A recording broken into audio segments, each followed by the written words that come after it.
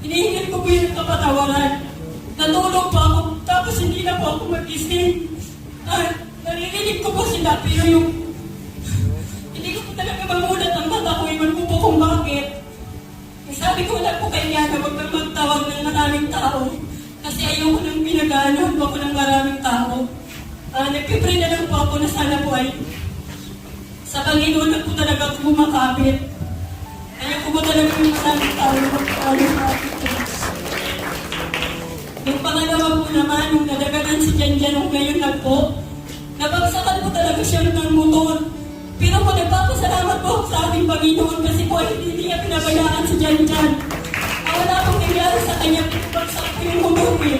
Kaya po nanginig ako nung kinuha pang bata kasi hindi na yung para pong ang pag-iyak niya, hindi na po talaga palo.